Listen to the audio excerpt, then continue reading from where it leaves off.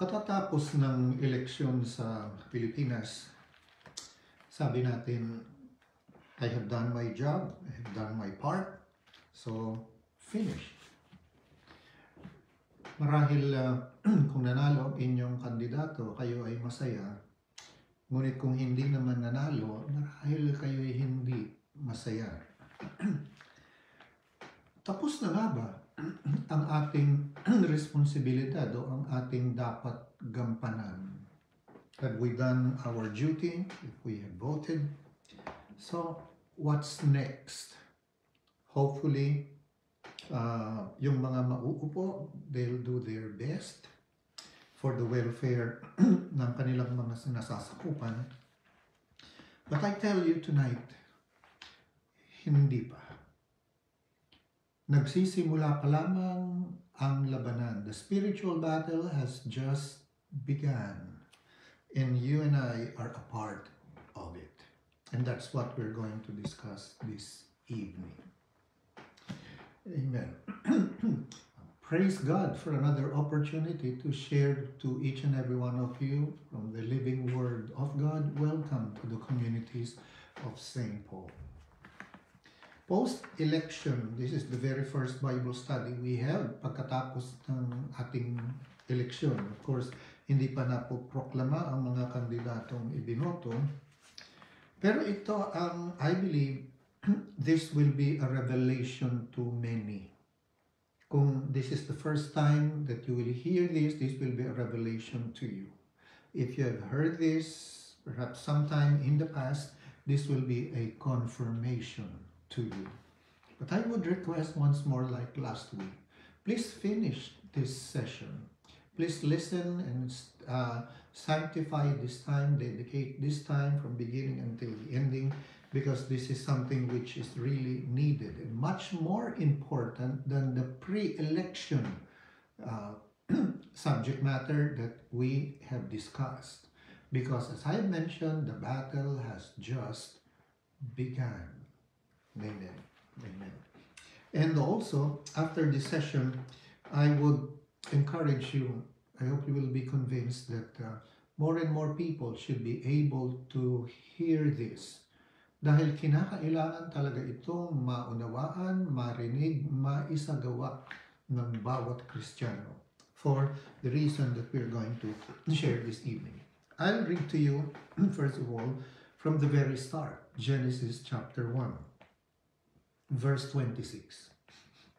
Then God said, "Let us make man in our image according to our likeness, and let them have dominion over the fish of the sea, over the birds of the air, over the cattle, over all the earth, over every creeping thing that creeps on the earth." So, sa simula ng mga simula, from Genesis, narito ang plano ng Diyos na hindi nabago even though sin entered in. Still, the same God has created man so that man has the authority over the earth, at sabi dito, over all the earth. Man has the authority over all the earth. And that includes governance. Governance, ang pamamahala. And I will share this to you and me. Participation in governance. Ang pakikilahok sa pamamalakad o sa pamamahala. Ibig sabihin, hindi lamang ang mga na-elect na opisyales at mapoproklama na opisyales ng gobyerno ang may responsibilidad para hubugin kung saan tayo papunta. To shape our destiny. That will be not only for you, for me now, but also for our children and our children's children. Ulitin ko, bahagi ka ng pamamahala. Amen. Ay, may say, Bishop, hindi naman ako kandidato. Paano ako napasali ron? Yung barangay captain namin ang may responsibility yan. O yung mayor, o yung governor, Okay, sa buong Pilipinas, yung presidente, yung vice president, yung senate president, sila ang mayroon dyan. Anong kinalaman ko doon? That's what we're going to see tonight. And I pray that you will be able to see this as I have shared, become a revelation to you, that we will be challenged enough and realize God is counting on you. Amen. Not on them. Not on them. They will be. They will have also, we were going to look at that tonight, they will have their mandate from God and they expected something from God. But we shall be able to see your part, indispensable part. Ibig sabihin, walang makakagawa nito kung hindi ikaw. Amen. Amen. Okay, next scripture. From the book of Proverbs, chapter 8. Proverbs chapter 8, verse 15 and 16. By me, kings reign, and rulers decree justice. So, pinapaalalahanan tayo muli na ang Diyos ang nasa itaas, ang namumuno, ang kanyang sovereignty, ang kanyang pagiging Panginoon ay nasa ibabaw ng lahat, pati mga hari, ng mga rulers. This includes government officials. Okay. Then, in the book of Daniel,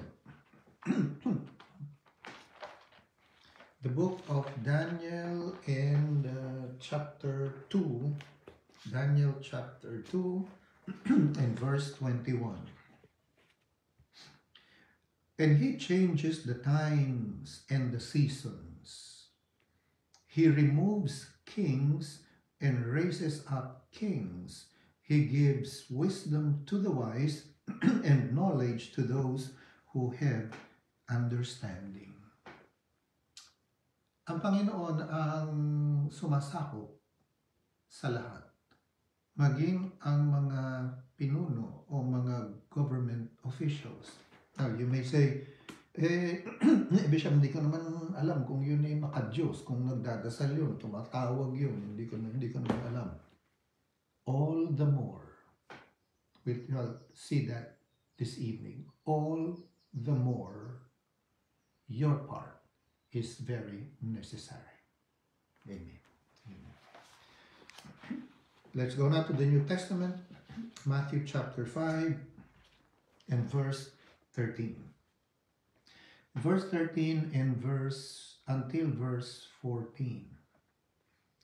You are the salt of the earth, but if the salt loses its flavor, how shall it be seasoned? It is then good for nothing but to be thrown out and trampled underfoot by men. You are the light of the world. A city that is set on a hill cannot be hidden. Sinabi ito ng Panginoon, kanino? Kanino? Now, chapter 5 yan ng Matthew, verse 13 to 14. Pero ito ay nagsimula doon sa, tingnan natin, verse 1. Matthew 5, verse 1. And seeing the multitudes, he went up on a mountain. Nakita ng Panginoon ang napakaraming tao. Nung makita niya yun, siya ay umakyat sa bundok. And when he was seated, siya ay umupo, his disciples came to him. Ayun, pumaroon sa kanya ang mga disipulo. Galing sa baba, right? Nandun sila sa itaas ng bundok. Then he opened his mouth and taught them, saying, so, ang mga sumunod na katuruan para sa kanyang disipulo. Amen. Disipulo ka ba? Para sa iyo ito. You are the light of the world. You are the salt of the earth. Sabi dito sa verse 14, a city set on a hill cannot be hidden. So, ang isang siyudad daw na nakaprograma, na nakahanda, itinakda para ilagay sa itaas ng burol para magbigay ng ilaw, hindi dapat ito'y itago. kailangang pagliwanagin ang ilaw. Kristiyano, kailangan mong pagliwanagin ang iyong ilaw. At ang pinag-uusapan natin ngayon ay patungkol sa pakikilahok sa pamamahala. Participation in governance. Okay. Let's continue. Titus chapter 3. Titus chapter 3 and verse 1. Paul writing to Titus, this is one of the pastoral letters. Ang sabi niya, remind them, paalala mo doon sa iyong mga parokyano, parishioners, to be subject to rulers and authorities, to obey, to be ready for every good work. So, meron tayong bahagi kasama sa governance, pakikilahok sa pamamahala, which is to be ready for every good work. Of course, one is to obey, the other one is to support. Now, you may say, Bishop, ayok nang nanalo eh. Yeah, darating tayo doon. And I hope before the end, you will be able to see here the answer to that. Pagka nanalo, gusto ko yun pagka nanalo. However, we're no longer looking at personalities. We're looking at the Word of God. Okay, then, 1 Timothy, 1 Peter tayo muna. 1 Peter chapter 2 and verse 13 to 14. 1 Peter chapter 2 verse 13 to 14. Therefore submit yourselves to every ordinance of man for the Lord's sake. Dahil sa Panginoon, dahil sa pagmamahal mo sa Panginoon, submit yourself, magpasako, whether to the king as supreme, or to governors as to those who are sent by him, for the punishment of evildoers, and for the praise of those who do good. Now, ang civil authorities, binanggit dito, pati Romans 13 yan, sinabi dyan, sila ang instrumento to punish evildoers and for the praise of those who do good. Instrumento sila yan. Now, again, you may say, Bishop, hindi ko naman nakikita yun doon sa kandidato sa amin. Hindi niya kami pinoprotektahan laban dito sa amin ay mamiminsala. Doon sa amin ay those that will hurt us. We don't see that. If you see that, well and good. But if not, then ano nga ba? So, tignan nyo dito. Sent by God for the punishment of evildoers and for the praise of those who do good. Ibig sabihin, para doon sa gumagawa ng tama, sila ay magiging pagpapala. Now, ang konteksto nito, ano ba yung tama? Bukod dun sa, of course, dun sa pagbabayad ng tax, kung magbabayad ka ng tax, kung abot ng sweldo mo yan, o kaya ay pagsunod para magkaroon ng kaayusan, or etc. But what we're going to look at tonight is the area na pinaka tayo tinatawag at magkakaroon tayo ng napakalaking pakikibahagi, pakikilahok sa pamamahala, participation in governance. Now, one more scripture, 1 Timothy and chapter 2.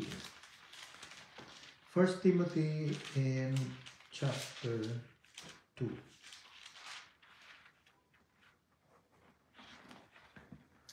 From verse 1 until verse 4. Therefore I exhort first of all that supplications, prayers, intercessions, and giving of thanks be made for all men, for kings and for all who are in authority, that we may lead a quiet and peaceable life in all godliness and reverence. For this is good and acceptable in the sight of God our Savior, who desires all men to be saved and to come to the knowledge of the truth. Ano yung this is good? Ano yung good at acceptable in the sight of our Savior? Ano yun? Dahil He desires all men to be saved and to come to the knowledge of the truth. Yan ang puso ng Panginoon. He desires all men to be saved and to come to the knowledge of the truth. And may sinabi dito, may isang maganda at katanggap-tanggap sa mata ng Panginoon at ating tagapagligtas. Ano yun? Nandun sa bago natin binang, verse 3 and 4 yun. Pero yun ay nasa verse 2. Basahin natin muli, verse 1. Therefore, I exhort first of all that supplications, ibig sabihin pagtawag, prayers, intercessions, panalangin sa iba, intercede, mamagitan. Pag ikaw ay nananalangin para sa iba, ikaw ito yung iba, at pinapanalangin mo sa Panginoon, ikaw ay nag-i-intercede between God at doon sa iyong pinapanalangin. Kaya ang tawag intercession.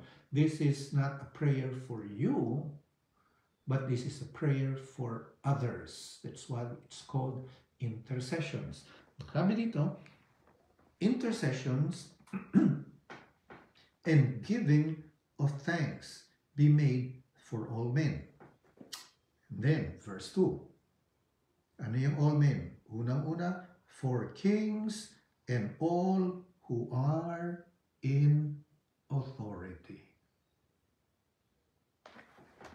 Ang barangay captain mo, ang vice mayor mo, ang mayor mo, ang governor sa probinsya ninyo, o kung sino man ang nandung congressman, ang bansa kung nasaan ka, ang presidente niyan, ang vice president niyan, ang speaker of the house niyan, ang senate president niyan, ang chief justice niyan, o kung ikaw man ay nasa ibang bansa, kunyari dito sa Belgium, ang hari at ang prime minister, yaan ang those who are in authority.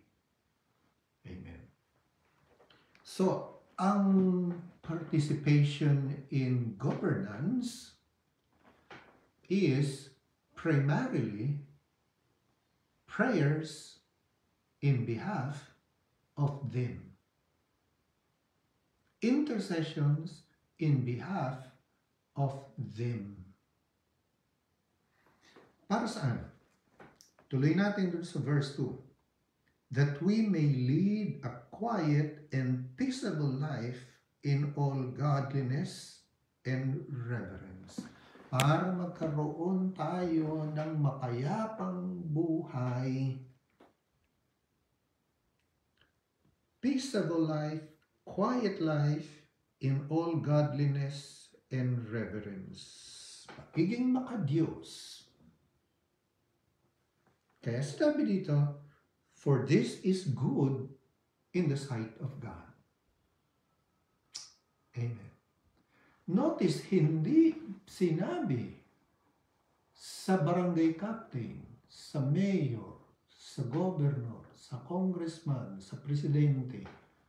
Hindi sinabi yun. Ang bahagi na ito ay ibinigay specifically sa mga mananampalataya. So, ang susi, ang key for us to have a peaceful and quiet life is to pray for those in authority. At pagtawag nagkulang rito, which I think, and I think you will agree with me,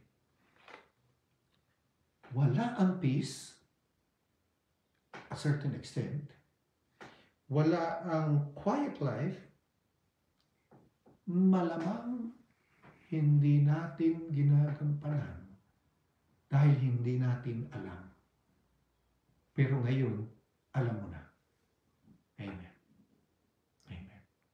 That's why, sabi natin, pakalatin ninyo ito dahil if there will be enough of us, alam mo, ikaw, barangay captain ka, captain ka, vice mayor ka din, mayor ka din, congressman ka rin, governor ka din, president ka din, vice president ka, may bahagi ka at ako doon sa partnership na ito para magkaroon ng mapayapa at maayos sa pamumuhay ang isang komunidad, ang isang barangay, ang isang siyudad, ang isang probinsya, ang isang bansa. That's why we shared this in the beginning, nagsisimula pa lamang. Hindi natapos sa butuhan. Amen. Amen. Simula pa lamang, binasa ko ito sa atin. Actually, marami pa, but because of time, we'll not be able to share and read on that. Marami, pero simula pa lang, God has placed man in charge. Tapos, binasa natin sa Proverbs, binasa natin sa Daniel, ang Panginoon ang nandoon sa itaas ng lahat ng ito. Pagkatapos, pagdating sa Matthew 15, binasa natin doon, you are the light of the world, you are the disciple of Christ, you are the salt of the earth. Nasa sa atin, nasa sa iyo na Kristiyano. Ngayon, nakita naman natin dito, ang sinabi naman dito kanina, nakita natin sa Titus, ang sinabi doon, bahagi nito ay tayo'y ready, nakahanda para sa mabubuting gawa. Kasama na community projects doon. Pero ang tinutukoy doon na magandang gawa ay ang pananalangin para sa kanila. Now you may say, Bishop, hindi mo siguro maka-Diyos yung nalalo na yun. Hindi namin alam. Kaya lalo na kailangan mong ipagdasal. Amen. Amen. I hope your answer there is amen. Doon nakasalalay ang ating pagkakaroon ng isang mapayapang siyudad, ng isang mapayapang buhay, peaceable and quiet life, when we fulfill our duty and act as a participant in governance. Now, I hope that this will become a revelation to you, that you will set in your heart, that you will do your part. Now, the next thing you will ask, Bishop, paano ko mananalangin? Anong gagawin ko? Pag-rosaryo ko ba sila? O luluhod ba ako mula sa entrada ng simbahan hanggang dun sa altar para sa kanila? If you think that will help, go ahead. If you think. But what will I suggest to you is to pray often, madalas, bawat araw. Bakit? Bakit ganun? Iko-connect ko dito sa latest na findings, hindi pa perfecto ang science. Sinabi lang ng Biblia na tama ito, ngayon palang kinukumpirma ng siyensya. Pero ang sabi sa siyensya, magmula ng mahigit ng 100 taon na discovery nila ang telepathy. Ang isipan pala ng tao, imagine niyo parang transistor radio. Transistor radio. Na pagka may broadcasting station, then nagbo-broadcast, di ba? O television. Pagka nagbo-broadcast yan, pagbukas ang iyong transistor doon sa frequency na yun, AM, FM, channel 4, channel what, pag bukas ang iyong aparato, masasalo mo ang signal na yan, ang radio frequency na signal na nanggagaling doon sa emitting sa stasyon. So, ang ating panalangin ay hindi mo kasi alam kailan sila tatawag. Hindi mo alam kung ano ang mga bagay na magdadala sa kanila doon. Kaya nga ba natin ipapanalangin? Hindi mahabang panalangin, maiksi lamang. Pero madalas. Umaga, maaring hindi sila in tune. Tanghali, marahil hindi. Gabi, marahil. Kung hindi man, kinabukasan. Kung hindi man, sa susunod na linggo. Alam niyo, nung madiscover ko itong prayer na ito, from time to time, binabasa ko dyaryo, tinitignan ko yung headlines. Alam niyo, is a personal testimony. Kinukumpirma ng Lord sa pamamagitan ng nakikita ko. Hindi ko palabasan ng dyaryo, pero when I have the time, hindi ko nang binabasa ang lahat. Tinitignan ko lang yung headlines. At nakikita ko rin ang mga pagbabago na parang sinasagot ng Diyos ang mga panalangin. Alam niyo, dito sa atin, dito sa Communities of St. Paul, I have been elected as an Archbishop for Europe and for Africa. Hindi ko magagawa ang trabaho na ito ng nag-iisa. Mayroon akong intercessors na ipinapanalangin ako araw-araw. Amen.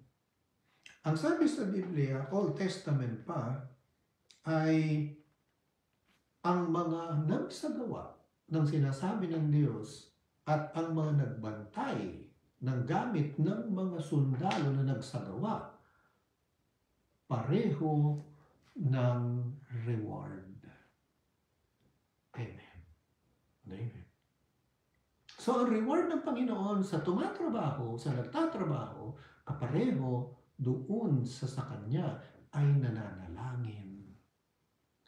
Ang gagawin ng government official na nakakasakop sa iyo, ang ikabubuti niyan, ang pagpapala at gantimpala niyan, kasama ka sa mata ng Diyos. At ang magiging biyaya noon at pagpapala noon sa maraming tao, kadahilanang ginawa mo at ginampanan mo ang iyong bahagi, ang iyong pakikilaw. So pray something like, in the day, in the morning, bago ka simple lang. Huwag mong utusan si Lord na kung ano ang gagawin noon. Alam niya yun. Alam niya yun.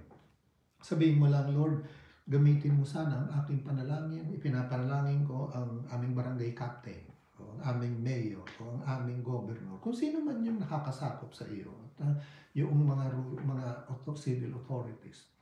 Panginoon, gamitin mo sana ang aking panalangin in behalf dito sa mga opisyalis na ito. Tulungan mo sila na manalangin sa iyo. Ihatid mo sila doon sa isang bagay na kakailanganin kanila.